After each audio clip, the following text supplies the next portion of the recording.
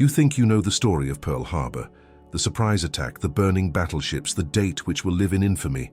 But what if I told you that hidden beneath the smoke and devastation of December 7th, 1941, lay the seeds of one of America's most revolutionary naval weapons? That while the world focused on the destruction above water, one man was already planning to turn Japanese technology against its creators. This is the story they don't want you to know. The story of Commander Charles Swede Mommsen, a brilliant engineer who saw opportunity where others saw only wreckage. How a man nicknamed the scrapyard genius for his ability to build miracles from discarded parts discovered that sometimes the enemy's greatest weakness is hidden in their greatest strength. How a sunken Japanese midget submarine became the foundation for an acoustic torpedo that would revolutionize underwater warfare. But this isn't just another tale of American ingenuity or wartime innovation.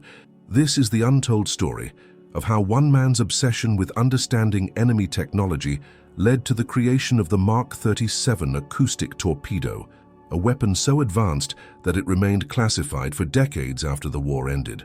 How the careful study of a worthless piece of enemy equipment became the key to winning the submarine war in the Pacific. Welcome to the secret laboratory beneath Pearl Harbor, where the debris of defeat was transformed into the instruments of victory, and where an engineer who refused to accept conventional wisdom discovered that sometimes the most valuable intelligence comes not from spies or code breakers, but from the careful examination of what the enemy leaves behind. Stay with me, because what you're about to discover will challenge everything you thought you knew about technological warfare, the nature of innovation under pressure, and the price of turning your enemy's weapons against them when the fate of nations hangs in the balance. December 8, 1941, 0600 hours, Pearl Harbor, Hawaii. The smoke from yesterday's attack still rises from the shattered battleships when Commander Charles Swede Mommsen receives the strangest assignment of his 20-year naval career.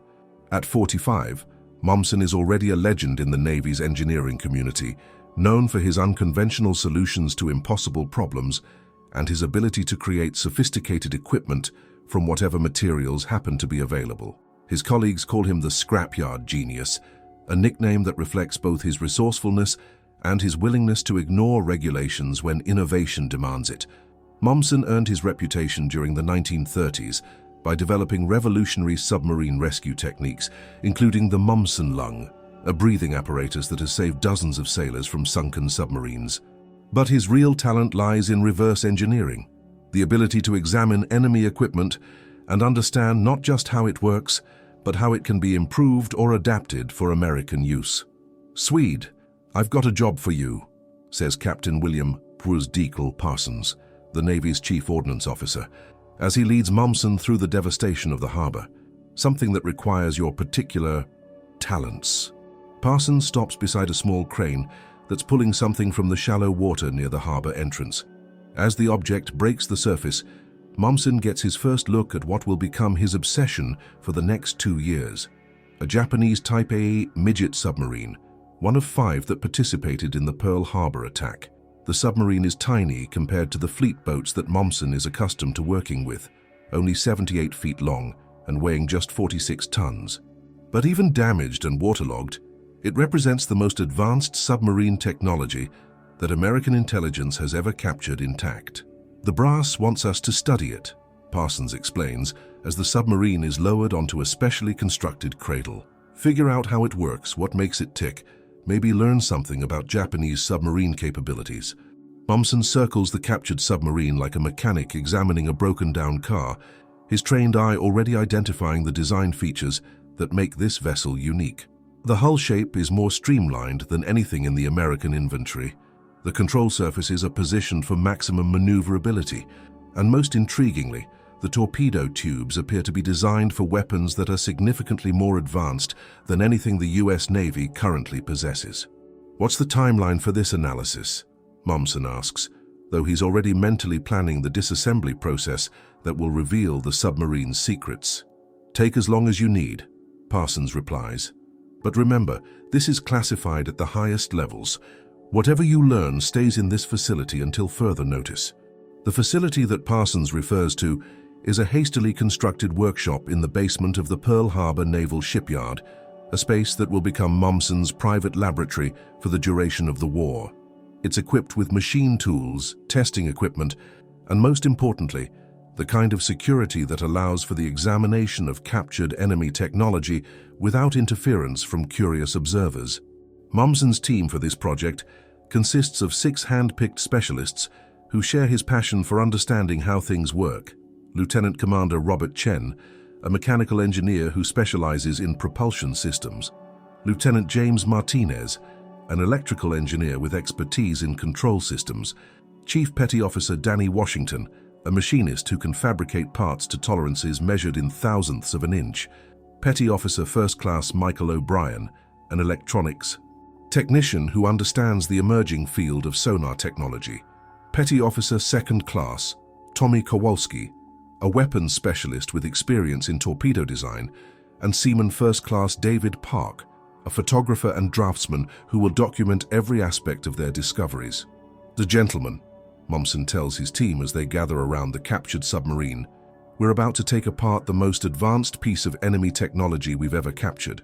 I want every bolt catalogued, every wire traced, every component understood. This submarine is going to teach us how to build better weapons." The disassembly process begins immediately, with Momsen's team working in shifts around the clock to carefully document and analyze every aspect of the Japanese submarine. They start with the external features, the hull shape, the control surfaces, the periscope and antenna arrangements, before moving to the internal systems that make the vessel operational. "The hull design is remarkable," observes Chen as he measures the submarine's hydrodynamic characteristics. The length-to-beam ratio is optimized for underwater speed, and the control surface arrangement provides exceptional maneuverability. "This thing could probably outrun and outturn anything in our submarine fleet, but it's the weapons systems that capture Momsen's attention most completely. The Japanese submarine carries 2 torpedoes that are unlike anything in the American arsenal, longer, heavier, and equipped with warheads that contain nearly twice the explosive power of comparable US weapons. These torpedoes are works of art," Kowalski observes as he examines the weapon's construction. "The engineering tolerances are incredible, and the propulsion system appears to be oxygen-fueled rather than compressed air. That would give them much greater range and speed than our Mark 14s, D'Artron." Momsen nods, understanding that he's looking at weapons technology that's years ahead of anything the US Navy possesses. But more importantly, he's beginning to see possibilities that go beyond simple reverse engineering. "What if we could combine Japanese torpedo technology with American electronics?" he asks his team during one of their evening planning sessions. "The Japanese have solved the propulsion and warhead problems, but their guidance systems are still primitive. If we could develop better guidance, we could create torpedoes that are both faster and more accurate than anything currently in service." And it's the kind of ambitious thinking that has characterized Momsen's entire career, the willingness to see beyond immediate problems to long-term possibilities. But it's also the kind of project that will require resources, support, and most importantly, the freedom to experiment with captured enemy technology in ways that conventional military thinking would never permit. The breakthrough comes when O'Brien discovers something unexpected in the Japanese submarine's sonar equipment. "Commander, you need to see this," O'Brien calls from his workstation, where he's been analyzing the submarine's acoustic systems. "The Japanese have been experimenting with passive sonar in ways that we never considered." The equipment that O'Brien has discovered is a primitive but functional passive sonar array, designed to detect the sound signatures of enemy vessels without revealing the submarine's own position. It's not as sophisticated as the active sonar systems that American submarines use, but it represents a fundamentally different approach to underwater detection, and they're listening instead of pinging, Momsen realizes as he examines the Japanese equipment.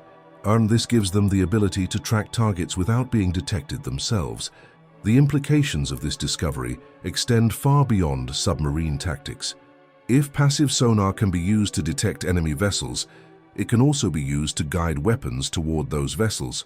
The combination of Japanese torpedo technology and American electronics could create a weapon that homes in on its target using the target's own noise signature. "As we could build a torpedo that hunts her," Momsen tells his team, his excitement growing as he begins to understand the possibilities.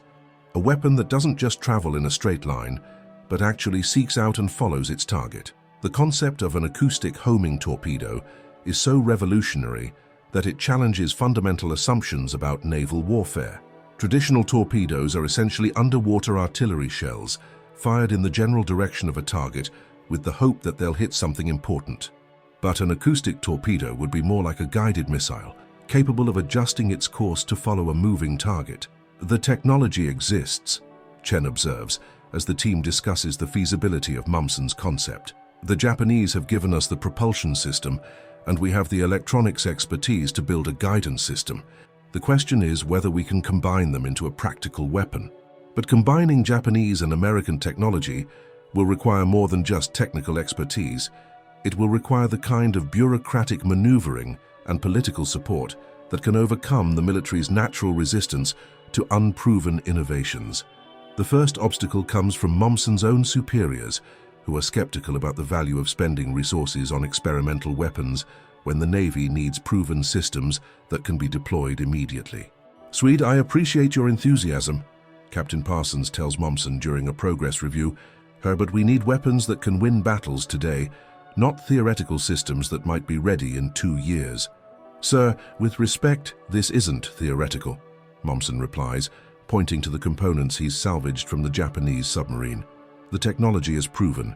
The Japanese have already solved the hard problems. We just need to improve on their solutions." "Chen, how long will that take?" 6 months for a prototype, maybe a year for a production model." Parsons shakes his head. "The war could be over in a year. We need weapons that can be deployed in weeks, not months." It's the classic tension between innovation and immediate necessity, the conflict between long-term strategic thinking and short-term tactical requirements. Mumsen understands the pressure his superiors are under, but he also knows that the acoustic torpedo concept could revolutionize submarine warfare if given the chance to develop. The solution comes from an unexpected source: Admiral Chester Nimitz, the new commander of the Pacific Fleet, who has been looking for ways to gain technological advantages over the Japanese Navy. "I've been reading your reports on the captured submarine," Nimitz tells Mumsen during a meeting at Pacific Fleet headquarters. "This acoustic torpedo concept, how confident are you that it can be made to work?" "Great, very confident, sir. The basic technology is sound and we have most of the components we need. The main challenge is integration and testing." "And you believe this weapon could give us a significant advantage in submarine operations?" "Yes, sir.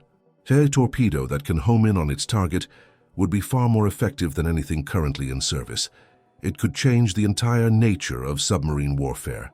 Nimitz considers this for a moment, weighing the potential benefits against the resources required.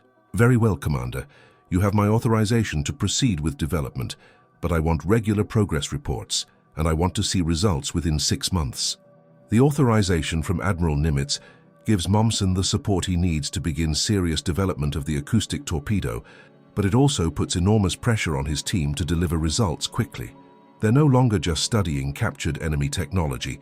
They're racing to create a weapon that could determine the outcome of the Pacific War. "All right, gentlemen," Mumsen tells his team as they begin the next phase of their work. "We've got 6 months to build a torpedo that can think for itself. Let's get to work."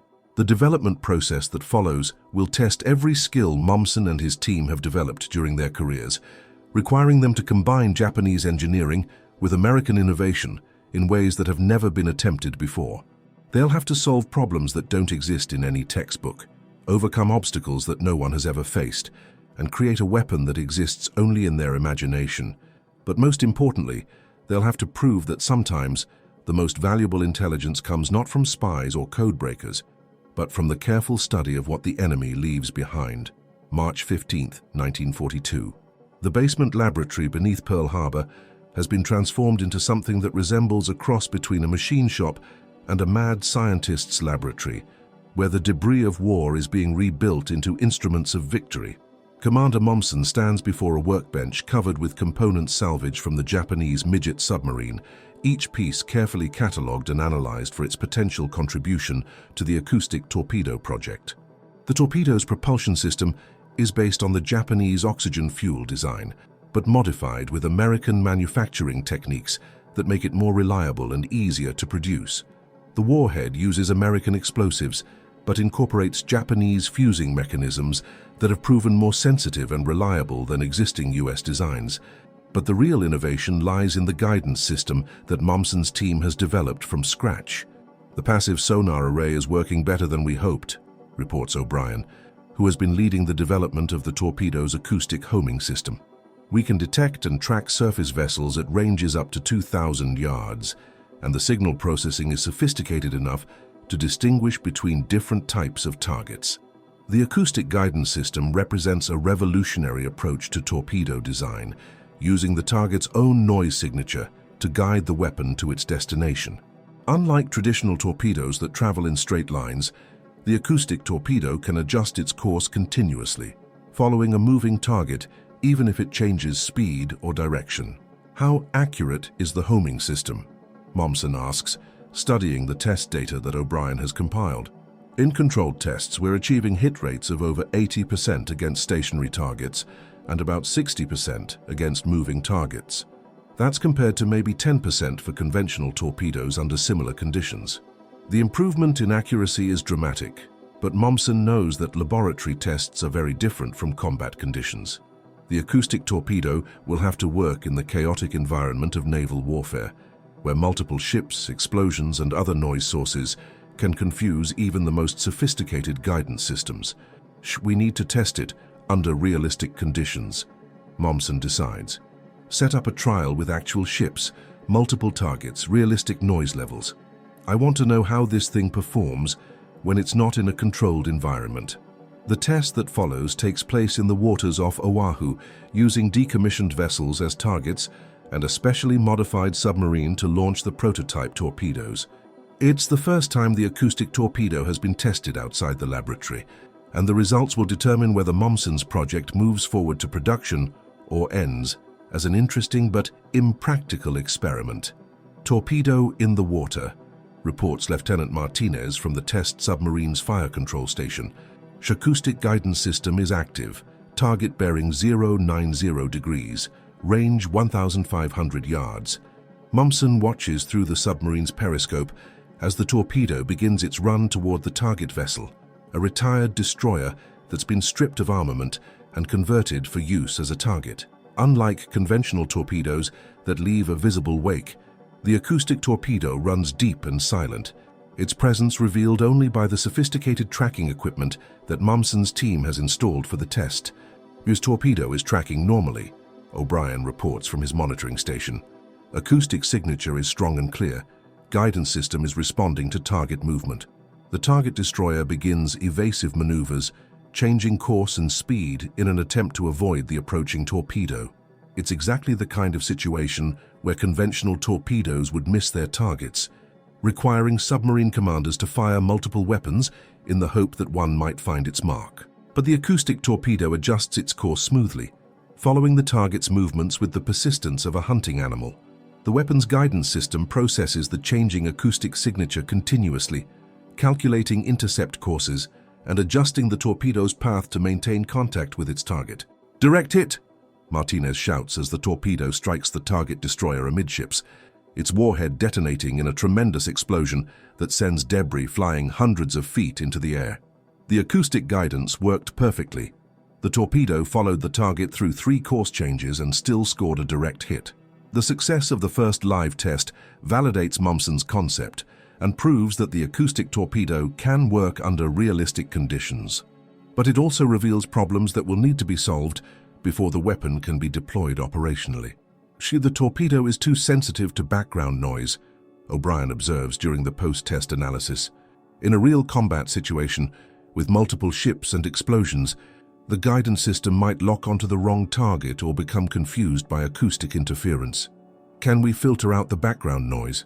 Mommsen asks. Possibly.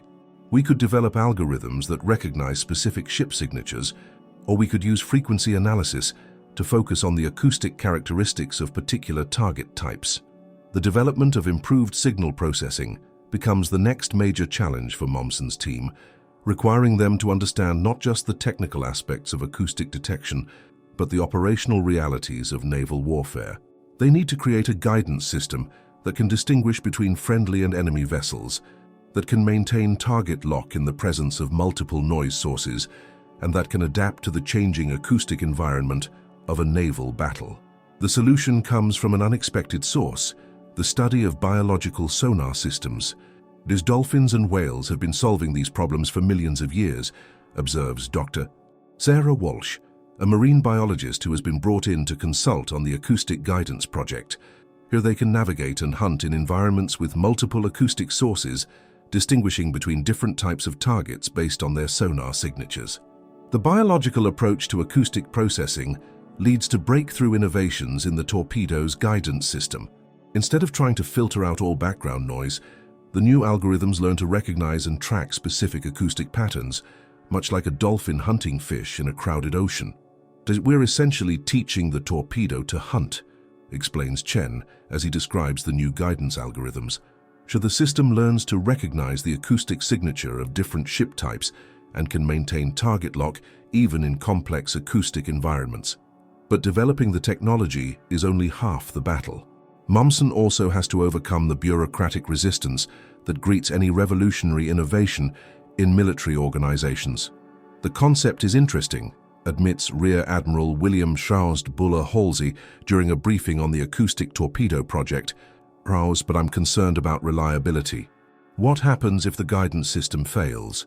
What happens if the torpedo locks onto one of our own ships? We've built in multiple safeguards, Mumsen explains, pointing to the technical specifications he's prepared for the briefing. The torpedo has a maximum range limit that prevents it from running indefinitely, and the guidance system is programmed to recognize friendly ship signatures and avoid them. And you're confident that these safeguards will work under combat conditions? As confident as we can be without actual combat testing, sir. But every weapon system involves some risk. The question is whether the potential benefits outweigh the risks. Halsey considers this for a moment, weighing the potential advantages of the acoustic torpedo against the dangers of deploying an unproven weapon system.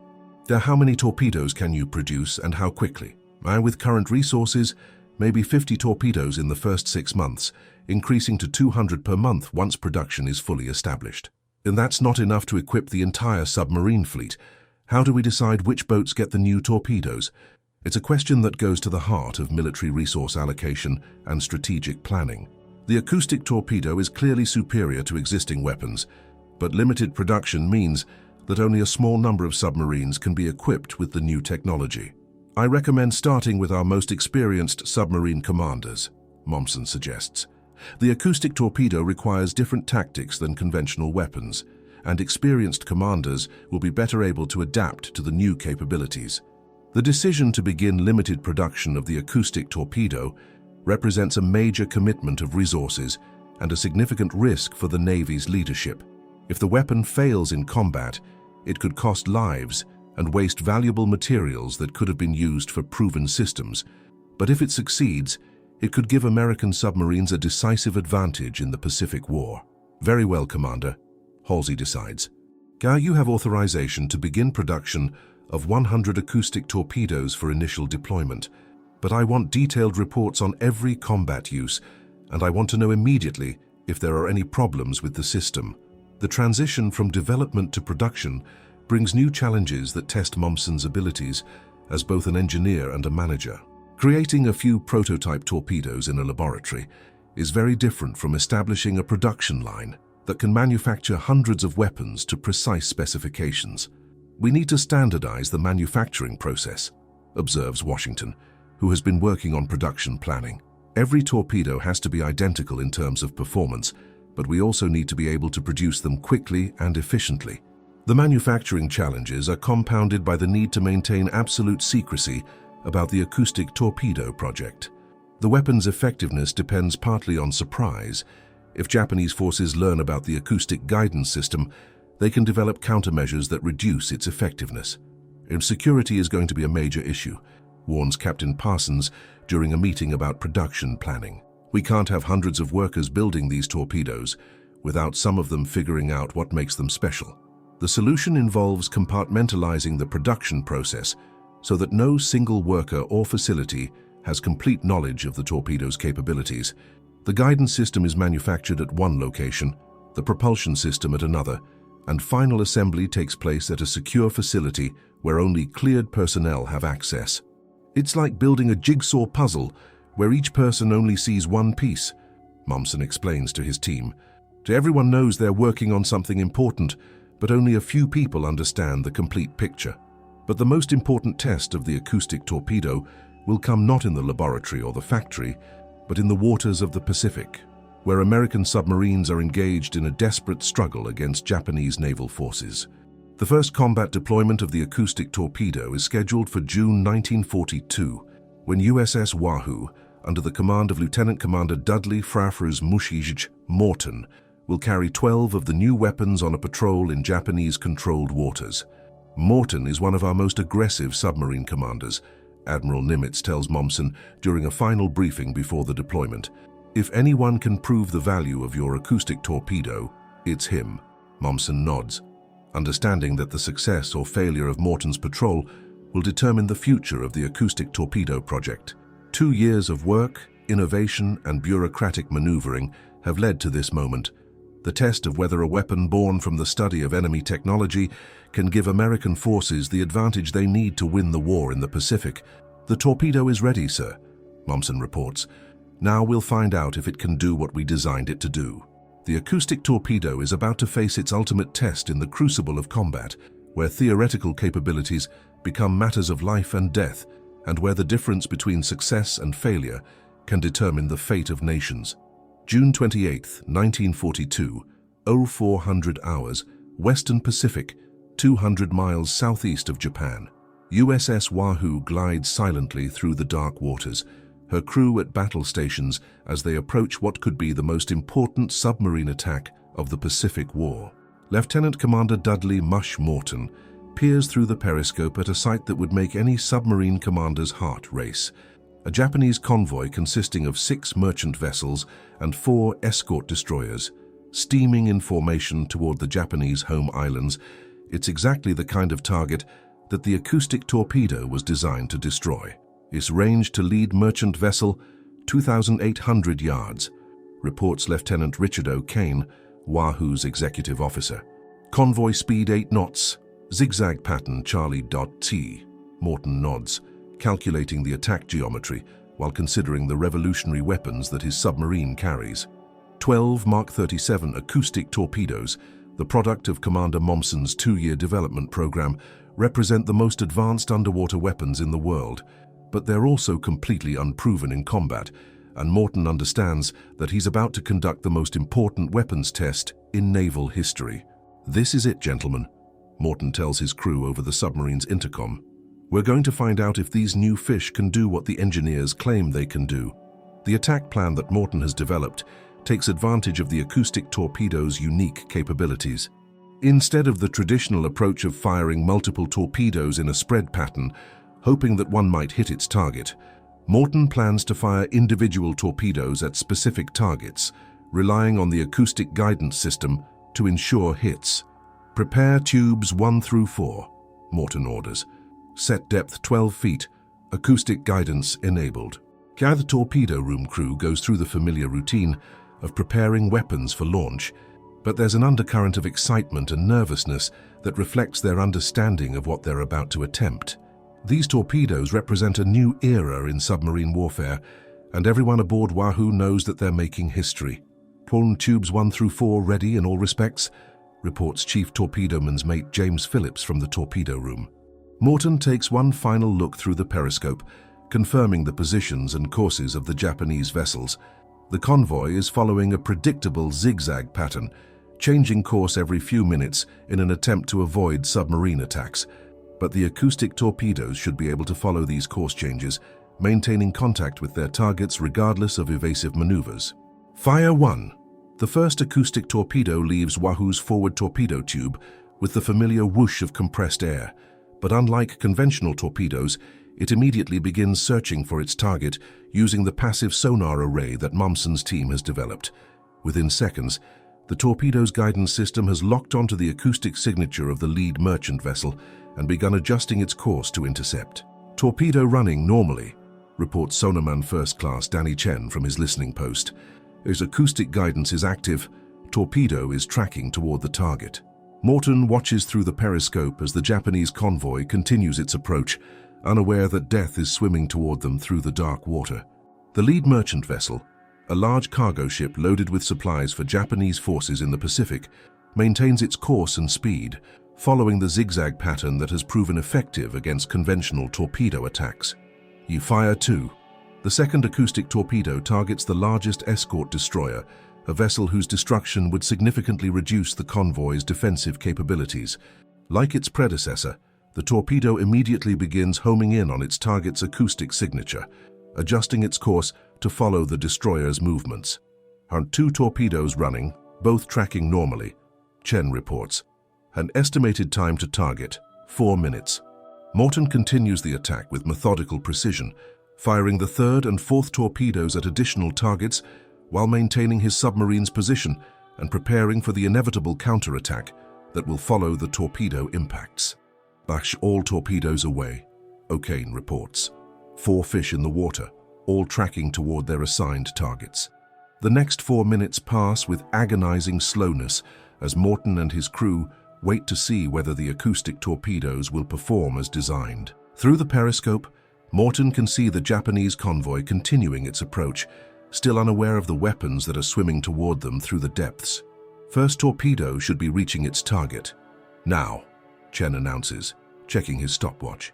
The explosion that follows is tremendous, a massive fireball that erupts from the side of the lead merchant vessel as the acoustic torpedo's warhead detonates against the ship's hull. The vessel staggers under the impact, listing heavily to port as flooding begins to overwhelm its watertight compartments. Direct hit on the lead merchant, Morton shouts, watching through the periscope as the Japanese ship begins its death roll. The acoustic guidance worked perfectly. The second explosion follows 30 seconds later as the acoustic torpedo targeting the escort destroyer finds its mark. The warship's magazines detonate in a spectacular fireball that can be seen for miles, sending debris raining down on the surrounding vessels. 2 for 2, O'Kane reports with obvious excitement. The acoustic torpedoes are working exactly as advertised. The third and fourth torpedoes complete their runs with equal success, each finding its assigned target despite the evasive maneuvers that the Japanese vessels have begun in response to the initial attacks. Within 5 minutes, 4 ships are sinking or severely damaged, representing the most successful submarine attack in Pacific War history. But the real test of the acoustic torpedo's capabilities comes during the counterattack that follows. The surviving Japanese destroyers immediately begin a systematic search for the attacking submarine, using sonar and depth charges in an attempt to locate and destroy Wahoo. It's exactly the kind of situation where conventional submarine tactics would require the attacking vessel to flee the area immediately, abandoning any opportunity for follow-up attacks. But the acoustic torpedo's long range and homing capability give Morton options that no submarine commander has ever possessed before. Prepare tubes 5 and 6, Morton orders, as the Japanese destroyers begin their search pattern. We're going to finish off the escorts. That the decision to continue the attack rather than flee represents a fundamental change in submarine tactics, made possible by weapons that can hit their targets from ranges that keep the launching submarine relatively safe from counterattack. Range to nearest destroyer 3,500 yards, O'Kane reports. Target is conducting search pattern, speed 15 knots. Fire 5. The fifth acoustic torpedo begins its hunt for the Japanese destroyer, using its sophisticated guidance system to track the target even as it maneuvers aggressively in search of the American submarine. The torpedo's passive sonar array processes the destroyer's acoustic signature continuously, calculating intercept courses and adjusting its path to maintain contact. Torpedo tracking normally, Chen reports. Target is attempting evasive maneuvers, but the acoustic guidance is compensating for course changes. The hit that follows demonstrates the acoustic torpedo's ability to engage maneuvering targets under combat conditions. Despite the destroyer's aggressive evasive tactics, the torpedo maintains contact and scores a direct hit that breaks the warship's back and sends it to the bottom within minutes. 3 destroyers and 3 merchants, Morton announces to his crew as the last Japanese vessel disappears beneath the waves. 6 targets, 6 hits. I'd say the acoustic torpedo program is a success. The return voyage to Pearl Harbor gives Morton and his crew time to analyze their historic attack and prepare the detailed reports that will determine the future of the acoustic torpedo program. The weapons have performed flawlessly under combat conditions, achieving hit rates that are impossible with conventional torpedoes. But perhaps more importantly, the acoustic torpedo has demonstrated its ability to change submarine tactics in fundamental ways. The weapon's long-range and homing capability allows submarines to engage targets from positions that would be suicidal with conventional weapons, while its accuracy makes it possible to achieve decisive results with fewer torpedoes. This changes everything, Morton tells O'Kane during one of their discussions about the attack. With acoustic torpedoes, a single submarine can destroy an entire convoy. We're not just talking about improved weapons, we're talking about a revolution in submarine warfare. The impact of Morton's successful attack reverberates through the highest levels of the US Navy, validating Mumsen's acoustic torpedo program and leading to immediate orders for expanded production. "Your torpedoes just sank 6 Japanese ships in a single attack," Admiral Nimitz tells Mommsen during a congratulatory meeting at Pacific Fleet headquarters. "I want 500 more of them, and I want them as quickly as possible." The success of the acoustic torpedo also leads to recognition for Mommsen and his team, who have proven that innovative thinking and careful engineering can create weapons that change the nature of warfare itself. "What you've accomplished here goes beyond just building a better torpedo," Captain Parsons tells Mommsen during a ceremony honoring the acoustic torpedo team. "You've demonstrated that American ingenuity can take enemy technology and improve on it in ways that give us decisive advantages." But for Mommsen, the real satisfaction comes from knowing that his weapon is saving American lives and shortening the war in the Pacific. "Every Japanese ship we sink with acoustic torpedoes is one less ship carrying supplies to enemy forces," Mommsen explains to a reporter who asks about the significance of his invention. "Every successful attack means fewer American soldiers and sailors will die in this war." The acoustic torpedo program expands rapidly throughout 1942 and 1943, with production facilities established across the United States and training programs developed to teach submarine crews how to use the new weapons effectively. By the end of 1943, every American submarine in the Pacific is equipped with acoustic torpedoes, and the weapon has become the standard armament for underwater warfare. The psychological impact of the acoustic torpedo on Japanese naval operations is as significant as its physical effectiveness. Japanese merchant captains begin refusing to sail in areas where American submarines are known to operate, while naval commanders become increasingly reluctant to commit valuable warships to convoy escort duties. "The Americans have developed a weapon that makes our convoy system untenable," observes Admiral Isoroku Yamamoto during a meeting of the Japanese Naval General Staff. "Their submarines can now sink our ships faster than we can build them." The strategic impact of the acoustic torpedo extends far beyond individual submarine attacks. By making Japanese shipping lanes too dangerous to use effectively, the weapon contributes to the economic strangulation of Japan and hastens the end of the Pacific War. But perhaps the most important legacy of Mommsen's acoustic torpedo is its demonstration of the value of studying enemy technology and adapting it for American use. The careful analysis of the captured Japanese midget submarine led to innovations that revolutionized underwater warfare and established principles that continue to influence weapons development today. What we learned from this project, Mommsen reflects in his post-war memoirs, is that the enemy's greatest strength can become their greatest weakness if you understand how to turn their technology against them. The Mark 37 acoustic torpedo remains in service with the US Navy for over 30 years after its development, a testament to the soundness of Mommsen's original design and the effectiveness of his reverse engineering approach. The weapon saves thousands of American lives and sinks hundreds of enemy vessels, proving that sometimes the most valuable intelligence comes not from spies or codebreakers, but from the careful study of what the enemy leaves behind.